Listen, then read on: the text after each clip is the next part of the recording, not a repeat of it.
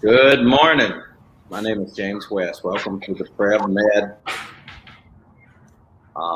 YouTube live event. As you guys know, this is normally hosted by our compadre, Dr. Ford Brewer. However, Dr. Brewer, we wish him well, is on a trip hiking in the mountains, the Rocky Mountains to be exact. He's getting his Rocky Mountain high on for the week, and we wish him the best.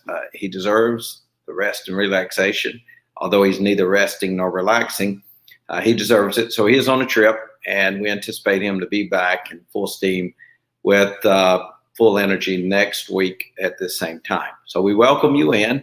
And today we're going to talk in just a little bit and introduce the topic today. We're welcoming Jani Tuomi, who is the co-founder and CEO at imaware, which is a home testing lab and a biotech company. We'll talk about that in just a little bit. As you know, we have an entire library of content over the past couple of years as we've hosted these programs. Many of you know I've hosted them sometimes with Ford, and he does many by himself, but lots of great guests. So we encourage you to go to the channel, YouTube, and our Facebook, and look at the library of information, over 1,000 videos at this point that Dr. Brewer has to review those. You also have access to the webinars that he has done. The Gut Sugar webinar, of course, is our most popular webinar, but you can purchase those, jump on future webinars, so you can sign up, not only purchase the plaque webinar or the supplements webinar or the insulin resistance inflammation webinar,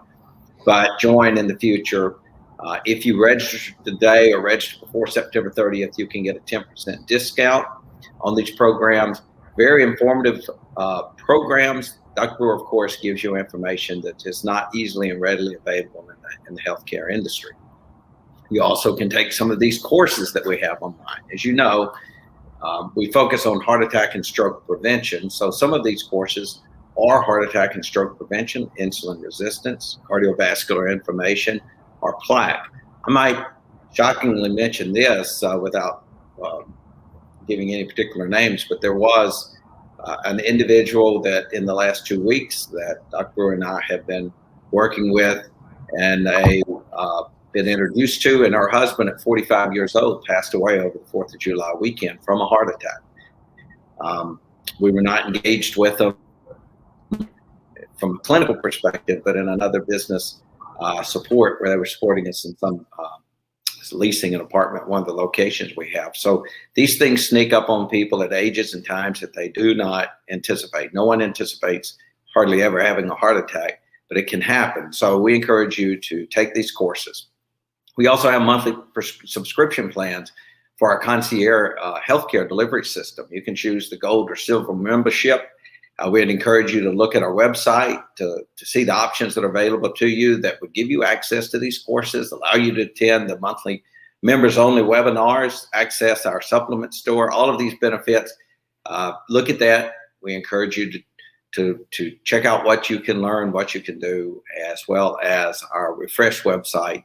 It's available at prevmedhealth.com. Of course, the courses that we have, the stories that we have are all about preventing these preventable diseases of diabetes, heart attack, strokes. There are many things in the world that we can't control, but there are things we can control in our own health. Diabetes, heart attacks, you can not only prevent them, you can reverse them. So many of you that may have family or friends, or if you're listening for the first time, you may be hearing that for the first time. You can reverse these diseases. Don't listen to contemporary wisdom. You can turn your life around. You can turn around these diseases. Of course. We're also excited that Dr. Brewer finally has the new book out, Prevention Myths, Why Stress Tests Can't Prevent Your Heart Attack, and Which Test Actually Can. So there's a great deal of information about the stress test, the cycle that Dr. Brewer talks about, that many people in the cardiac world get on this business cycle of stress tests and arteriograms and others. And so this is a very specific book about heart attacks being the leading cause of death in the world, and how many people get in that cycle and what you should know about that cycle that may not be actually moving you towards better health. So that book was just released, already one of the best sellers on Amazon. You can go to Amazon, buy the book. I bought the book, just I actually could get them free, but I bought the book myself. It's very easy. Go to Amazon.com, type in Prevention Myths, put in Todd Eldredge or Dr. Brewer's name, and you will see them there. I think the paperback version was about $9. If you're Amazon Prime, of course, you can get shipping next day or overnight, sometimes same day. Get the book in your hands, read it, share it with people that you may love and be concerned about their health. And so we're excited about that new book that was just released in the last 2 weeks. So good luck on getting that book and using it. Now then, thank you very much. Let me introduce Jani Tuomi to you. Jani and I have known each other for about a year now. I was introduced to Jani. He and I had a similar background. As some of you may know, I ran a biotech lab company for a number of years, several years ago, sold it to a pharmaceutical company and moved into care delivery with Dr. Brewer. Jani is the co-founder and launched with passion imaware. There's two companies I think Jani has launched in this space, MicroDrop and of course imaware, which is leading the at-home testing direct-to-consumer marketplace. As you may know, some of the rules changed in the last few years, particularly with COVID, that has opened the door up to being able to order labs directly from fulfillment houses and labs such as Jani's. And you can take more control of your own health. Too often, as we talk about, healthcare delivery has been hidden behind a fence where very few people can control the access that you would have to information about yourself. And the changes that have taken place by healthcare leaders like Jani are democratizing, I would call it, the healthcare system so that tests such as lab work, as well as other diagnostic opportunities, can be directly given to the consumer. You're smart enough, and you can, with physician support and help and a team of people, discover what may be conditions in your own life and be able to take an active role in reversing those diseases or disease and in improving your health. And so Jani has been a leader in this. I'll let Jani talk more about his story himself, but we welcome Jani on board. We're excited to have you, Jani. And if you would introduce yourself. Jani, tell us a little bit about yourself. What we're going to do is talk about you personally just a little bit. Introduce imaware. Tell us a little bit about the founding and the start of imaware, what imaware does, why it does what it does. So I'll hand it off to you. Thank you for joining us. It's a pleasure to have you. We've actually intended for months to get you on the channel. So we thank you for adjusting your schedule and jumping on board with us. Well, thanks, James. You asked me a ton of questions there just now, so I'll do my best. That's like a quiz. Can I remember every question you asked? That's okay. We'll start with, tell us about imaware. I love the name, by the way. I am aware. It just encapsulates what an individual's responsibility really is. I need to be aware of my own health. I need to take control of my own health. So tell us about what imaware does, how you guys came to the name, and why you're different in this space of direct to consumer and direct provider of at-home testing. Yeah. Well, I definitely did not get started out in healthcare. I spent all my career building technology. And like many people, it was actually a family member that getting sick caused me to start investigating healthcare a bit more. And two things, back in 2010 that the doctor said really stuck with me. One was, if your brother had come to the doctor 6 months earlier, we would have caught this thing. He wouldn't have had to go through all this complex chemo and radiation. The path to survival and recovery would have been a lot easier if we had caught it earlier. And then, of course, the other thing the doctor said was, at the hospital, we run these blood tests that can catch these kinds of things, and they cost $1 or $2. And so that kind of got me really thinking, especially in 2010, less people were practicing any kind of prevention, right? You just go to your doctor once every other year, if at all, especially if you're a guy. Unfortunately, it seems like the average is every 5 years that you go to your doctor. And more importantly, I think I learned that most people actually only go to the doctor when they've got something that's bothering them, right? So they go to the doctor to practice sick care. Like, right. Hey, doc, I got this pain. I got this thing that's nagging me. I wake up every morning, I've got this back pain. that's exactly my brother's story. He was complaining about pain, but didn't want to go see the doctor until it was, it was pretty late in the game. So that was 2010.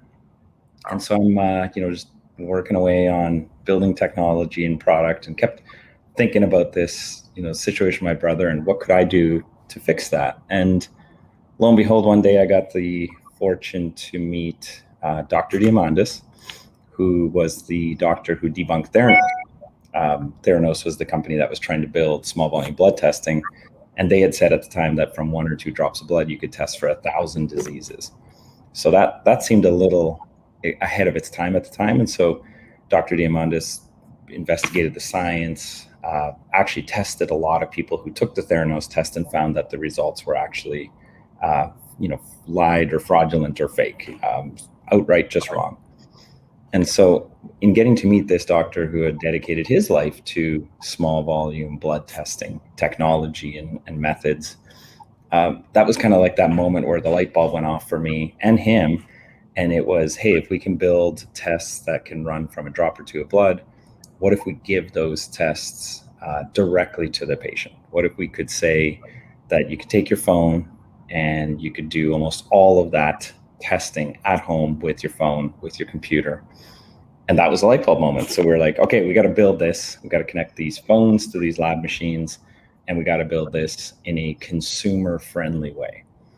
And that was pretty much the reason then why I got into healthcare. Was got this amazing opportunity to work with a world-class doctor and a scientist team. And the fact that my brother had gone through this, I'd learned that lots of other people also kind of struggled with this concept of sick care, right? So you go to the doctor because you're sick.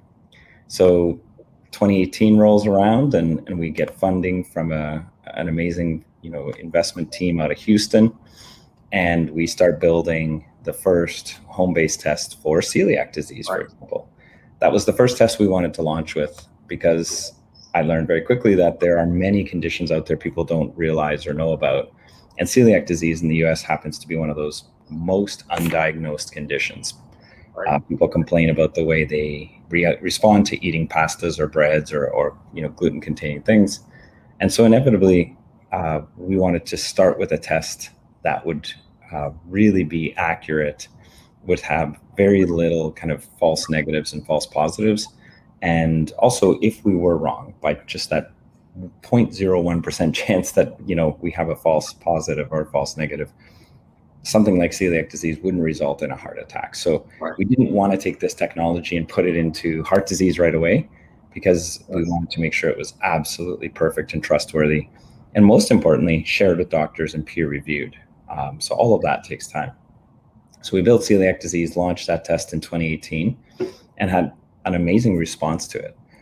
We started seeing a lot of people test for this condition at home, and many who were previously rejected from their doctor or just said, hey, you don't have celiac disease, it doesn't affect many people, starting to get positive results, going back to their doctor, getting diagnosed, and actually improving their health.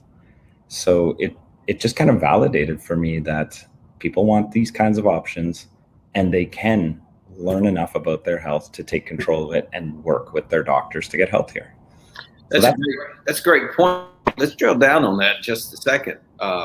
You brought up celiac disease. I agree with you. If a patient had a false positive for celiac disease, they still shouldn't eat the pasta or bread anyway. So if they gave it up in their life, they'd lose weight, feel better, and go, well, that was a net positive anyway.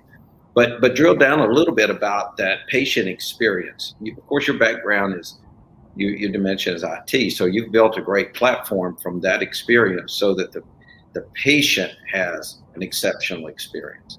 We all know how poorly the experience normally is when you go to either a clinic or a lab to get your blood drawn in order to run tests. So tell us exactly, walk through that cycle with imaware. What's different about it being at home? How much better is it for the patient? What do they actually do? It's not, I don't mean to sound so much like a commercial, although it's a little bit of a commercial, but I don't mean it to be that way. But walk me through, what would I do if I were concerned?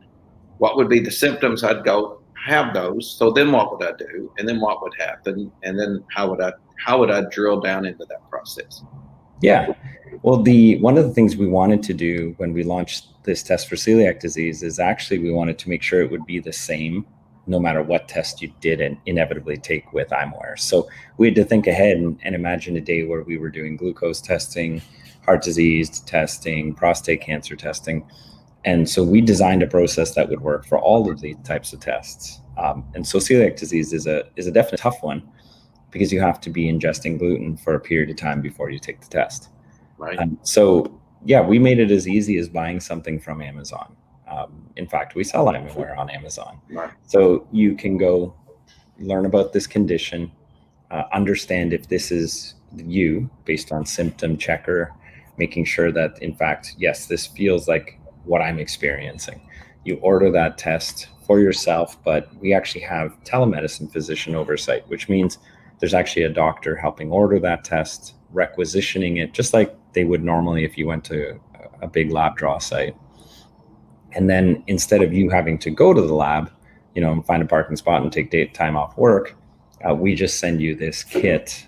It's not much bigger, than my cell phone, and it's very easy to use. You just open it up. It asks you to go online and activate that kit and get it ready for testing. So, making sure that it's in the morning if applicable, or you fasted before the test for 12 hours, or whatever is necessary to prep for that test. And from that point on, then all you got to do is take your finger and apply the lancet to it and massage out approximately 5 drops of blood onto the collection device. All of that takes about a minute or two. And when you're done, then you just package it up and put it back into the mail. We can even get you FedEx pickup so you don't even have to leave your home. And so all of that shipping and the physician oversight and the kits and all that is all just bundled up nicely into an easy to use kit. Right. Most of our kits are even under $99, including the shipping and the physician and the lab fees. Right. As opposed to the mystery, the insurance mystery in billing labs.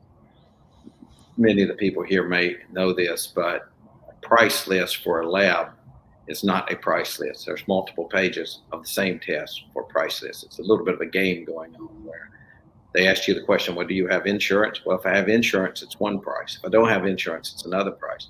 If I'm paying cash, it's another price.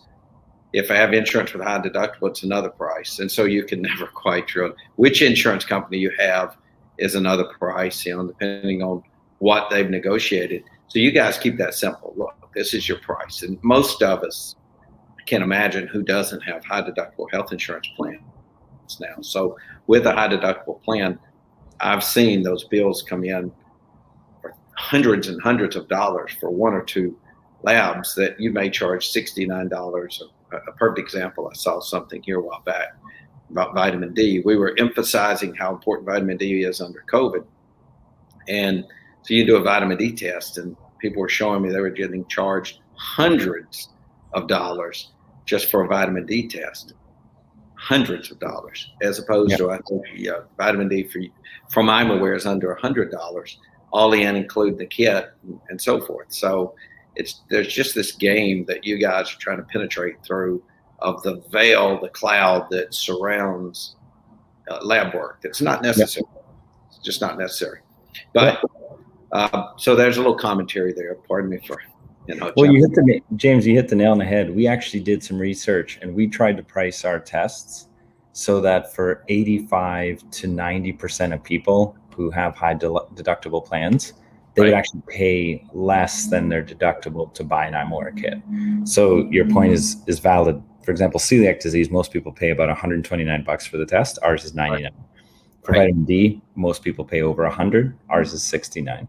So we actually did a lot of research to set an initial price that was below the cost of the deductible. So now you get the ability to stay at home, the ability to, very conveniently and easily draw your own sample and work with a doctor and then save money as well. So correct. Yeah, I'm a true believer, as you know, believed in this for years and worked with some of the same vendors you have trying to do it. If you look at COVID, this whole system of lab work where somehow or another I should be concerned about the COVID coronavirus. So let me go to a lab. Let me wait in a waiting room with dozens of people who are all sick probably, because you can't say if you have a fever, don't come in, or if you're sick, don't come in. They got to go do lab work, right? So you're going into these environments that are higher risk. In order to wait, you get a calendar, you get a schedule, but they still can't get people work through it.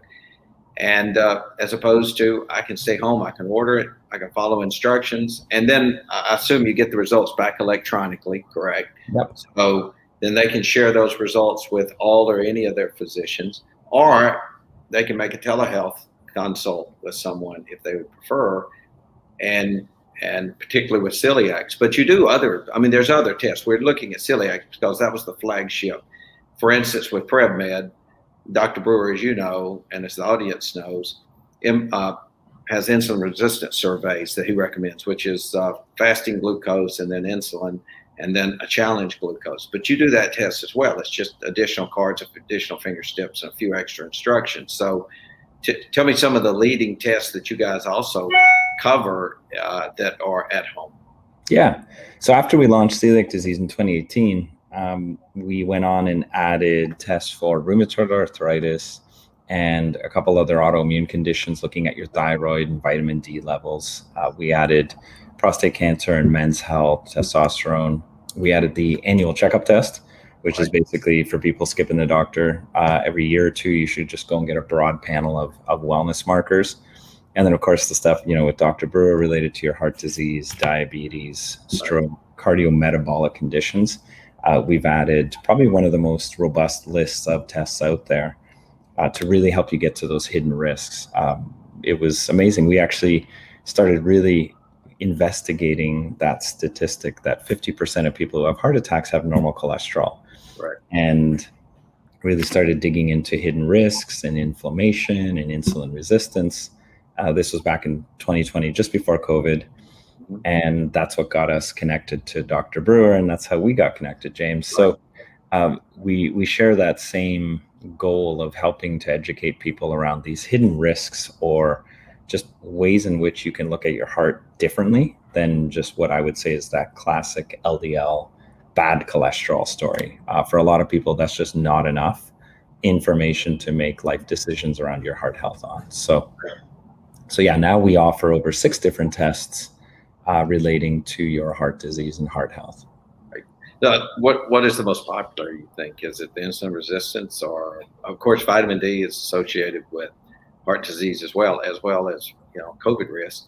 What do you find that, I know COVID has taken over a lot of the lab world. Yours is probably the same, where COVID testing has dominated what we do, which is understandable. But beyond that, what would you think is the most common test ordered from you guys? Yeah, so we have this test, we call it our baseline heart health test. It's actually a good look at kind of more holistically the cardiometabolic side of things. So it looks at your lipids, triglycerides, but it adds in inflammation and then your pre-diabetes risk through looking at hemoglobin A1C and glucose. Right. So it's actually this really good 3-in-1 test. It's only $79. For most people, again, their copay would be over $199 for a similar set of tests like that. So for $79, you get to understand your heart risk, your general inflammation, and your pre-diabetes risk. A perfect kind of starting point for people who are getting to learn more about their heart health. Right. And something, I know that even Dr. Brewer wants to make sure that everybody out there has at least had some type of test done to understand that, sort of their baseline heart level health. Yeah, so that's been definitely there's so much hidden. Most common. Yeah, there's so much hidden disease. We pound on that on this channel as well as with our patients, that it's amazing how few people really understand the condition of their overall health. We all drive cars. Well, most of us drive cars. And I can't imagine just driving a car for 50 years and never checking the oil, never checking to see if there's water in it, never checking to see if there's tire pressure is correct. Now we have computerized cars now that, flash and tell us there may be an issue. But usually by the time it's flashing, there's you're in a bad state as a vehicle. Our bodies are the same way. We really need to be proactive and preventive and looking and trying to discover. And again, I love primary care physicians. We work constantly with primary care physicians, but people have a mistaken identity that somehow or a mistaken idea that somehow or another a physician's going to pick up the phone and call you directly and go, you know what, let's get you in. So there should be annual checkups and annual visits, but you have to take that proactive step. And rather than waiting on them, why not order your test, get your results, take those results in, and now you have a point of conversation with your provider. You're responsible for your health. No one else. There's no, maybe your spouse or your kids or parents are concerned about your health, but we have to, change our frame of mind for certain. Yep. Well, you said, hey, I'm a real car guy, and I love what you said there. Our cars measure themselves every second. And then pop a light on, yellow means you should probably look at it. Red means it's probably going to blow up, transmission or engine or otherwise. But imagine that the car's checking itself every second, getting thousands of data points. And here we are, we check ourselves maybe once a year, once every other year. So, the idea in prevention is we got to be able to get these technologies and the patient experience down to a point where you, first off, can do this at home really, really easily, right? It's still, we're still working really hard to make that something that, my mom and grandma could do very easily. But more importantly, we got to get these prices down even more so that we can make it something that people would want to be able to do, even say 4 or 5 times a year, especially when you're looking at somebody who might have elevated risks. We got to measure them and help them make sure that they're improving, right? Because if it's, hey, you got this risk, go home and I'll see you in a year, and let's hope that you improved yourself. I think the idea should be that we should make sure we're touching base a lot more frequently than once a year, and making sure that you're on the right path and you start to get those changes taking effect, and you see the data coming in and you're looking healthier and you're feeling better and the data's looking positive. That becomes a positive reinforcement for doing this. So I think we got to stop the days of measuring once a year and think about measuring more frequently. And maybe I'll just add this, think about it, your Apple Watch and Fitbit, for people on your cast here who use those technologies. They're measuring your heart rate nonstop. They're, some of them are measuring your O2. Apple's getting into, that EKG kind of measurement.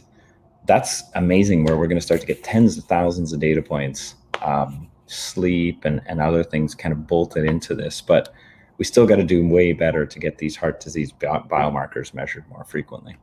You'd imagine if you had a swelling on your neck or something, where you just every day it got a little bigger, you wouldn't go, next year when I see the doctor, I'm going to have to ask him about this big old tumor coming out the side of my head, right? No one would do that.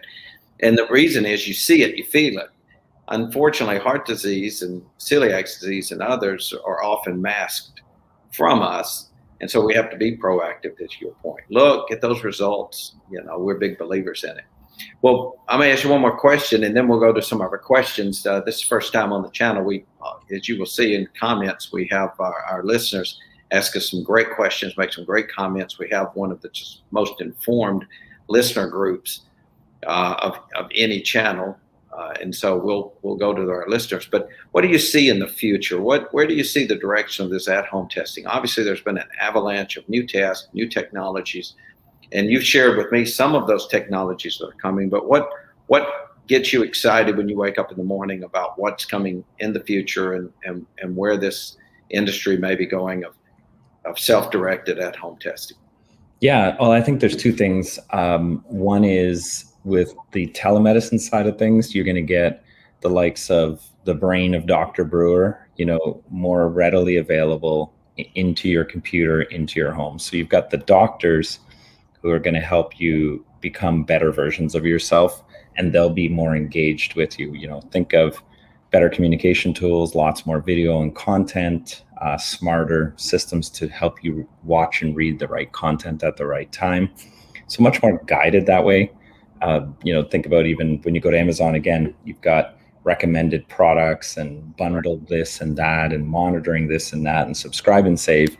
Those kinds of commercial features are going to come to healthcare. So you're starting to get the right information at the right time from the right person who is the expert.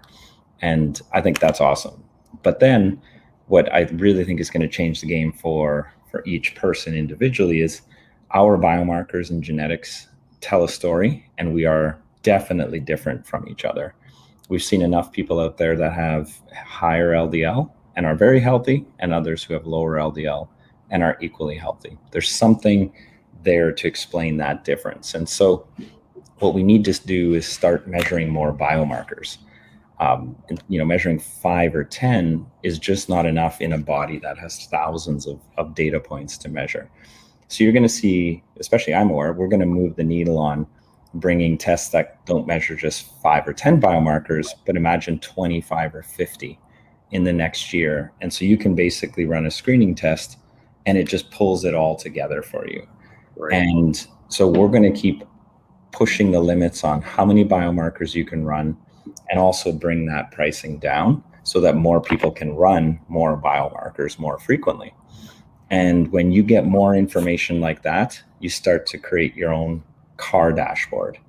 And then you can share that with your doctor, who says, okay, I see a little bit of a yellow warning sign on this, and this is looking good, but in a few more years, if you keep beating it up like that, and not taking care of your body, I can see that it's going to head in this direction.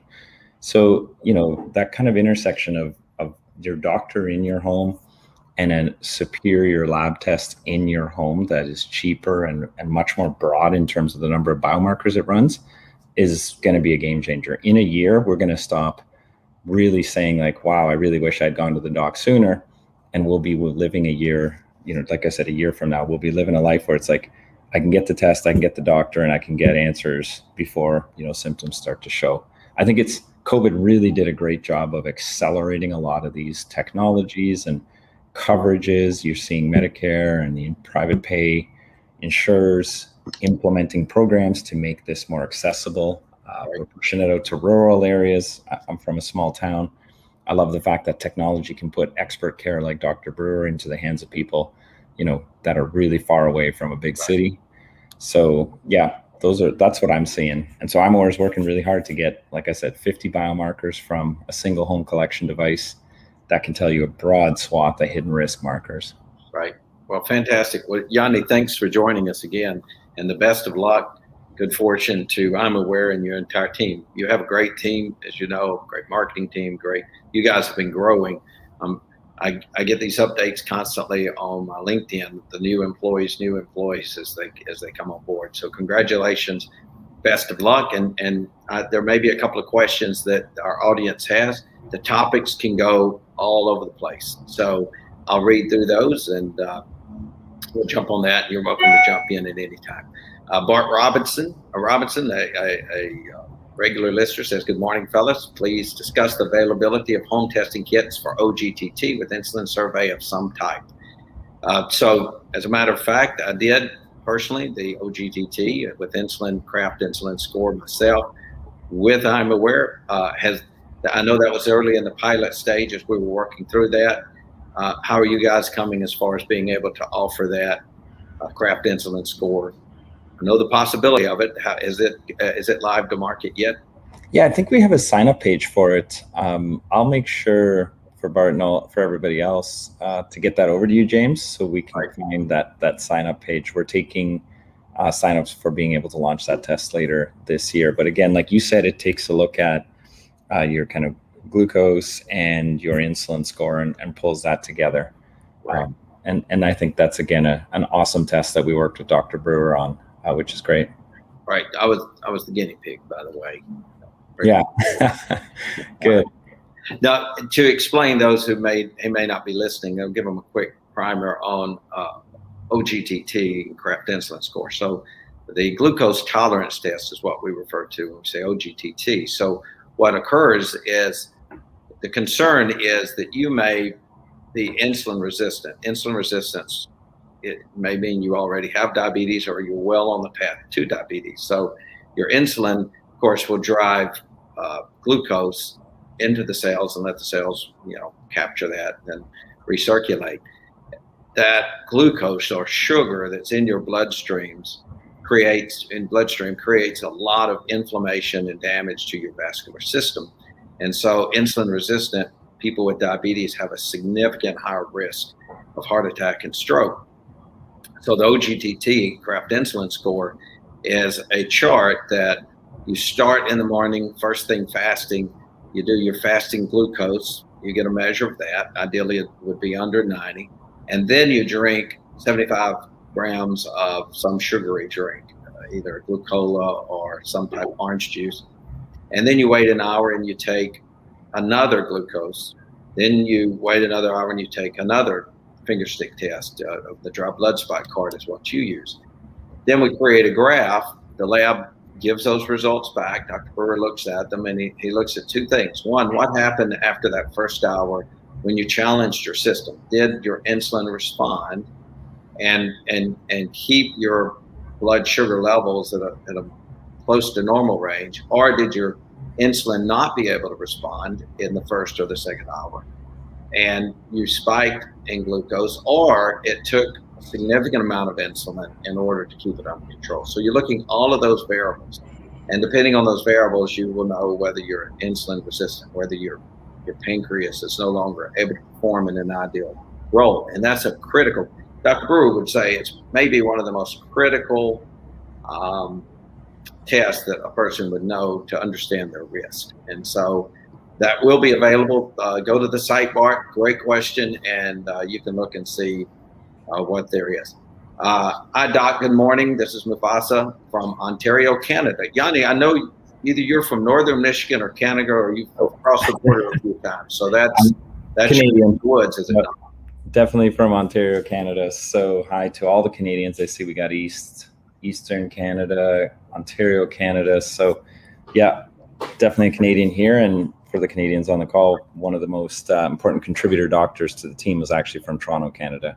Yeah, so, this is a combined Canadian-American team here. Yeah. Should you say Canadians or Canadians in light of the Stanley Cup that's running around out there? Too soon. Let's see. All right, Bart Robinson. Good morning. Please discuss that. I think we hit that twice, Bart. And then Fort Worth West Side. What is your guest opinion about haptoglobin 2.2 versus cardiovascular risk? Reportedly as being 500% increase. Some studies say it's not.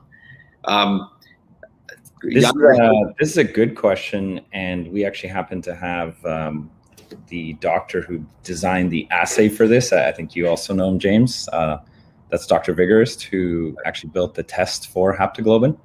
And so we have a lot of science around this. It's quite simple, actually. And I think, again, we can share the chart with you on the studies that were published. So basically, haptoglobin, when a diabetic individual has HP22, so there's a certain subset of people here, certainly, that we have to zoom in on. And so if you're diabetic and you have HP22, you have an elevated risk. It's scoring somewhere between 500 to 1,000%. So basically, it just means you have a significantly uplifted risk of heart disease. And the reason for that, and I'd love for Dr. Brewer to even do a show on haptoglobin screening, because I think it's very underrated and underutilized. But the answer here is that, in essence, your hemoglobin doesn't shed iron. And so think about it as almost rusting, for lack of a better word, and bring up the car analogy again. And so for people who are HP22, a over-the-counter vitamin E therapy of 400 IUs administered over even just 90 days brings that threshold of risk back down to baseline. So whatever you might have had as a baseline heart risk, you're now back there. The flip side of that is that if you're not HP22 and you're 2.1, then that vitamin E therapy actually can play against you. So there's a three-answered version of this report, right? Are you HP1? Are you 2? And then which of those 2s are you? So this is a very important test to run. And again, for HP22, which approximately 40% of people are HP22, if you're diabetic, that vitamin E therapy will absolutely help you. If you're not, that vitamin E therapy could hurt you. And so without having enough HP2 screening going on, you start to hear things like, oh, if you're diabetic, you just have an elevated increased risk of heart disease. We're not doing a good enough job to explain why that's happening. And so one thing we want to do with imaware is work to bring down this cost of this genetic test from the hundreds of dollars that it is today to something where we could run a rapid test to determine if you're 1 or 2, and then for those that are 2, run the blood test, genetic test to see if you're 2-2. Right. So we want to work to really solve this, because I think there's a lot of people walking around who just don't understand. But what does haptoglobin, from a genotyping perspective, play into heart disease risk? No primary care doctors know about it that we've ever canvassed. The insurers are unaware of the benefit to a patient populace if they could screen for this. There's very little known about it. So I appreciate you raising that. I'd love to see a topic dedicated to that, where we could bring in the expert to weigh in on this. Yeah, and per the question that Fort Worth West Side is asking, whether the studies, most of the studies I've seen and that we're aware of come from Levy, and they're out of Israel, and there's some out of North Carolina as well. But most of what we've seen, if you want to put a link later on to discuss other studies that have raised the question of whether or not haptoglobin 2.2 or 2.1 for that matter increases the risk of heart attack or stroke, by all means, forward that to us and we'll discuss it. But everything that I've seen so far, everything that I know, Dr. Brewer, Dr. Vigorous, others that I know study on the subject, seems to be overwhelming evidence that it does have a significant increase in risk. So great. Martha Wright says, good morning. Good morning. Good morning. My Aunt Martha. So good to see you, Aunt Martha. Thank you for joining us. Family's well. Everybody says hello. And then Fort Worth West Side, I didn't see the crash insulin test. I think we answered that as well. Jonathan Hall, could you please comment on how the results of your test compared to the same test at Quest? I'm wondering how a test with a few drops of blood can be as accurate as a test done with a vial of blood. Excellent question. That's a great question. So I think there's a few things to think about here. First off, the blood that you draw from your finger is called capillary blood. The blood you draw from your arm or your vein is called venous blood. So every test that's run, at a lab, oftentimes before they even get it ready to run, most labs will do a venous to cap study. So they take samples from an individual, and they'll take the venous draw blood, and then they'll take the same person, same time, draw out the capillary blood, and then test them both and look for basically a correlation between results. And what you want to see is this nice pretty line that's straight and kind of goes up at a 45-degree, which means, for people who have low results all the way through to people who have high results, those dots fall on that line. Right. And so that correlation factor, what you're looking for is you want at least 95%. Some tests don't respond well from capillary blood compared to the venous blood, and so they have correlations of 90%, 80%. And so you first have to do that test to even determine if the blood from your finger can match the blood from your vein. So not all blood is equal, especially when you think of the fact that you've got some skin cells, capillary fluid, and other things, gunk, I'll call it, potentially getting in the way here. Once you've done that, and you can say that, hey, capillary blood and venous blood are the same, the next question then is, can you do this with less volume of blood? And so there's been a lot of good technology advancements since the genetic testing from 23andMe was commercialized and consumerized. It really drove down to two things: the price of these tests and the amount of sample that's needed to run these tests. So before, when you look at the big companies out there, they've made investments in technology stacks, and lab testing devices that are really kind of bigger volume. They have lots of people they employ, and they're really trying to drive pricing down. So they would rather work in larger volumes of blood. Their staff are not as well trained, and again, no offense to anybody working there, but they pay them less than specialty labs pay their staff to do miniaturized testing. So you can bring the sample volume from 1/10 of a milliliter down to 1/100th of a milliliter, or what's called microliters. And you can measure blood nowadays in 10 microliters of blood, or approximately a drop, let's say, a little less than a drop. And so the technology is evolving and evolving to the point where now you can do both small volume testing and finger testing. And that's what we've been spending all our efforts at imaware, is to make sure that not only can we do this, but we can do it repeatably and make sure that we can do it in comparison to the results you get from a Quest. All right. So Great. I hope that was a little bit of a long-winded answer there, Jonathan. So I hope that explained it to you. One of the things that we also strive to do is every test that you take at imaware, we actually give you that chart that I talked about. So you can actually see how our results would compare to the traditional phlebotomy. And we make that transparent so that we can make sure people have a confidence in using our tests. Well, that was a great answer. We had a little bit of technical difficulty. I don't know if it was just on my side or on your side, or in the global sphere, the Googleator. But great. Half of that got lost. Yeah, I'm not quite sure, but it was. I heard 90%, which I don't know where that would fall on a correlation scale. About 90% of what you said, I think we got. Gotcha. That's a great point. Everything has to be validated within these CLIA and CAP accredited labs, and you have to have those validation reports in order to be approved. And you guys, unlike some of the earlier labs that you mentioned, not Quest, not LabCorp, not the big, all of them are CAP accredited labs, and all of those have to go through validation studies, and you make that available to everyone to see, and so they can have confidence that the test that they're running. And by the way, just for a note, lab to lab to lab does not have to match 100%. So you may run between LabCorp and Quest, draw 2 big vials of blood, and there'll be slight variations between the results you get between those two. It's within a corridor of good answers. So, which is why you should consistently continue to test. It's really interesting, James. As much as I think we all believe or don't even understand, the blood testing space is a bit of an art and a bit of a science right now. You have a lot of people involved. You have a lot of different machinery involved. There's things like, atmospheric conditions and ozone that has to be controlled for. It's not easy being in the lab space. So you will see variations between different Quest sites, definitely between Quest and LabCorp. And then certainly, again, a little bit between big volumes and small volumes. There is no national standard that says every lab has to even kind of bring all the results into the same reporting format. So you might see that some labs produce numbers that are a certain unit of measure, nanograms per deciliter, and then another one will measure in mmols, and you'll don't understand what these two numbers are, but they look radically different.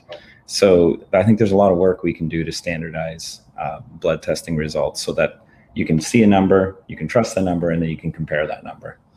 But there's good confidence in all the tests. I'll say there's great confidence in all the tests that once validated that you're getting, the right result. Heck Lance for a great answer. Thank you very much.